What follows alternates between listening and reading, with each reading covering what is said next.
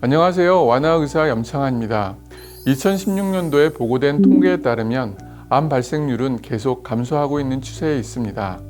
더불어 암 환자의 생존율이 과거보다 많이 증가한 것을 확인할 수 있는데, 이것은 2016년 자료로 가장 최근의 통계 자료인 2018년에는 이보다 더 높아진 수치로 암 환자의 생존율이 높아지고 암 발생률은 낮아지는 아주 호전적인 통계가 보고되고 있습니다. 환자의 성별에 따른 암종에서 특이사항은 그전까진 여성암에서 갑상선암이 월등하게 많았지만 최근에는 갑상선암보다 유방암 발생률이 계속적으로 증가하고 있다는 것을 확인할 수 있었습니다. 특히 우리가 살펴볼 것은 암 유병자 수, 바로 이것인데요. 암 유병자란 암 치료가 끝난 후에도 관리나 치료의 지속선상에 있는 분들을 이야기합니다. 때문에 항암 혹은 방사선 부작용을 겪고 있는 환자 역시 이 암 유병자에 포함되는 분들입니다. 2016년 통계에 따르면 이러한 암 유병자 수가 무려 174만 명에 달하는데, 여전히 암에 대한 위험 인자를 갖고 있다라고 표현할 수 있기 때문에 암 유병자들이 암 치료 후 사후 관리를 위해서 어떠한 방법을 써야 하는가를 고민해 보아야 합니다. 사실 예전의 암 치료는 일단 무조건 살려야 한다는 견해 때문에 공격적인 치료가 메인인 반면, 현재는 이러한 암 치료의 패턴이 바뀌고 있습니다. 암 그 자체를 치료하면서 동시에 암 치료가 끝난 후 환자가 자신의 본래 일상으로 돌아갔을 때 어떻게 삶의 질을 온전하게 보존할 수 있고 부작용 등을 보다 효과적으로 케어할 수 있는지가 중요한 것입니다. 그러한 방법 중에 하나가 바로 오늘 우리가 이야기 나눌 영양제입니다. 보통 우리가 건강의 3대 요소를 이야기할 때 수면, 운동, 영양을 말합니다. 60%의 수면, 20%의 운동, 그리고 20%의 영양이 건강의 3대 요소라고 이야기합니다. 이러한 측면에서 영양제의 의미는 곧 건강을 돕는 데 필요한 영양소를 함유한 약조라고 얘기할 수 있습니다. 하지만 일각에서는 영양제는 중요치 않다, 쓸데없다, 도움이 되지 않는다는 의견도 여전히 잔존하는 것이 사실입니다. 서로 다른 의견이 양립하는 중에도 실제 암 환자분들은 그래도 조금이라도 도움이 된다면 혹은 예방할 수 있다면 이런 생각에 영양제를 통한 보충을 하고 싶어 하는 건 역시 사실입니다. 영양제를 부정하는 입장은 근거가 부족하다고 이야기하는데, 그 근거라는 것은 결국 치료 결과를 의미합니다. 이중맹건 실험을 통해 영양제를 섭취한 군과 섭취하지 않은 군 사이 확실한 결과 차이가 있느냐 없느냐에 따라 결과 판단을 하는 것인데, 문제는 종양내과 의사나 방사선 정형외과 의사가 부작용에 대해서 너무 등한시한다는 것입니다. 때문에 이러한 암 치료 이후의 관리 역할을 하는 것이 바로 2차 병원들입니다. 의료인들이 과학적인 근거가 필요하다는 주장과는 반대로 환자들은 직접 본인이 먹어보고 나서 좋아졌다는 이야기를 하십니다. 물론 이것은 실제적인 경험일 수는 있으나 한편으로는 근거가 부족하다는 한계가 있습니다. 그것은 영양제를 보는 관점과 치료를 하는 시점이 서로 다르기 때문입니다. 환자의 영양제를 바라보는 관점은 추가적인 질환과 질병의 예방에 있는 반면, 의사는 예방보다는 암의 치료 그 자체에 있습니다. 그리고 또 다른 한 가지는 바로 시점인데요. 환자는 이러한 부작용이나 질병이 발생하기 전부터 치료해야겠다는 생각을 갖고 있는 반면, 의사는 질병이 발생한 후에 치료를 하려고 합니다. 무엇이 맞고 무엇이 틀리다고 이야기할 수는 없습니다. 전문가적인 견해를 갖고 있는 의사로서 정확한 진단과 결과가 나와야 인정하는 것도 맞고, 내 삶에 대해 좀 더 강한 책임감으로 먼저 예방하려는 환자의 견해도 맞습니다. 중요한 것은 이러한 경향을 갖고 있는 의사가 만약 환자가 되는 경우입니다. 그때는 한 발 뒤로 선 타인이자 의사가 아니라 나 자신의 문제가 되는 것입니다. 결국 최선의 선택을 하고 최소한의 실수를 하려는 전문가, 즉 의사의 의견을 길잡이로 하면서 환자 본인의 현명한 선택이 함께 어우러져야 할 것입니다. 이제 우리가 본격적으로 그렇다면 영양제, 암 환자는 과연 먹어야 하느냐 마느냐에 대해서 알아봐야 할 텐데요.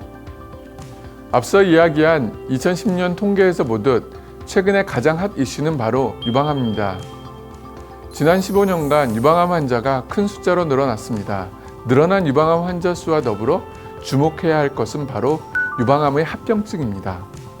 과거에 비해 현재의 유방암 치료는 매우 좋아지고 있는 반면 반대로 합병증은 증가하고 있습니다. 대표적인 합병증 부작용인 심장질환이 특히 1.5배나 발생률이 증가하고 있는데요. 연령층에서 보면 50세 미만의 여성에서 더 높게 나타나고 있습니다. 이는 유방암에 쓰이는 대표적인 항암제 아드리아마이신, 5FU, 허세틴 등이 심장 독성을 유발하고 있기 때문입니다. 심장질환 중 가장 대표적인 게 심부전인데 심부전은 심장 기능에 문제가 생겼다는 것입니다. 심장이 제 기능을 못할 경우 각 장기에 피를 제대로 공급하지 못하기 때문에 노화가 빨리 오고 또한 다양한 질병이 발생할 수 있습니다. 이러한 것을 예방하기 위해 중요한 것은 바로 영양제입니다.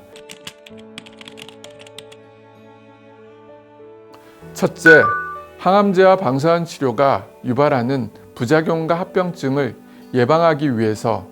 둘째, 치료 후 정상세포의 회복을 빠르게 촉진시켜 2차 암 발생을 막기 위해서입니다. 이때 어떤 영양제를 쓸 것인가는 환자에 따라 다릅니다. 그 이유는 환자의 상태에 따라 필요한 영양제가 다르고 도출되는 결과 역시 다르기 때문입니다. 이렇듯 적시에 좋은 영양제를 쓸 경우 부작용과 합병증이 감소되고 암 환자의 삶의 질을 높일 수 있습니다. 첫째, 영양제를 복용하는 이유가 명확해야 합니다. 내가 왜 이 영양제를 먹어야 하는지 누구보다 본인이 제일 잘 알고 있어야 합니다. 누가 먹었더니 좋다고 하더라, 선물 받은 영양제라 어쩔 수 없이 먹는다 등은 이유가 될 수 없습니다. 명확한 목적이 없이 복용하는 영양제는 오히려 독이 될 수 있습니다. 특히 암 환자는 항암 치료가 발생시키는 간 손상에 추가적인 문제를 일으키는 영양제를 섭취할 수도 있기 때문에 더욱더 왜 먹어야 하는가, 무엇을 위해서 먹는가를 환자 본인이 확실하게 짚고 넘어가셔야 합니다. 둘째, 어떤 영양제를 복용할지에 대해 반드시 전문가와 상의해서 결정하셔야 합니다. 좀 전에 이야기한 항암 치료가 발생시키는 간 손상에 추가적인 문제를 일으키는 영양제와 같은 맥락인데 환자들은 본인이 직접 겪는 증상을 개선하고 또 예방하기 위해서 영양제에 대해 의사보다 더 적극적입니다. 하지만 때로는 이런 적극성이 화를 불러일으키기도 합니다.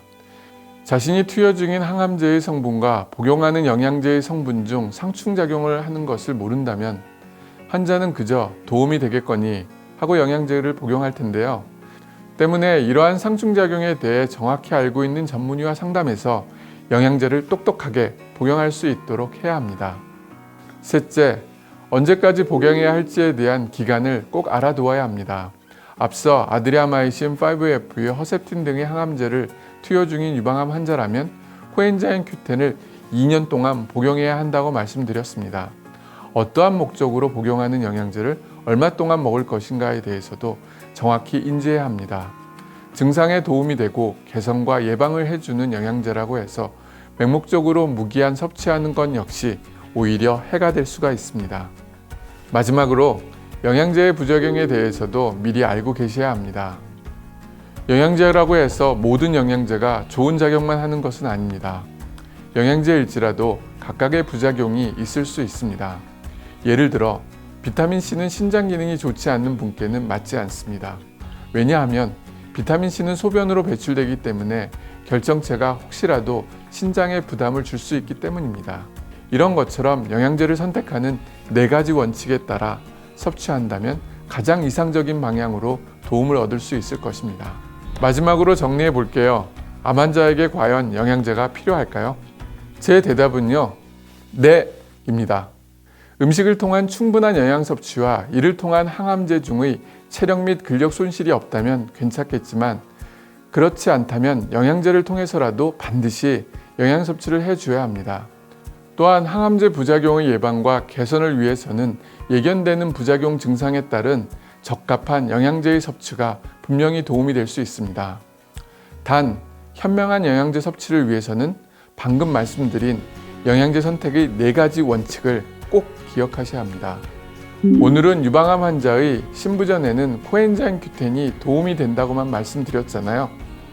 다음에는 어떤 항암 부작용 증상에 대해 어떤 영양제가 적합한지 조금 더 세부적으로 면밀하게 살펴보도록 하겠습니다.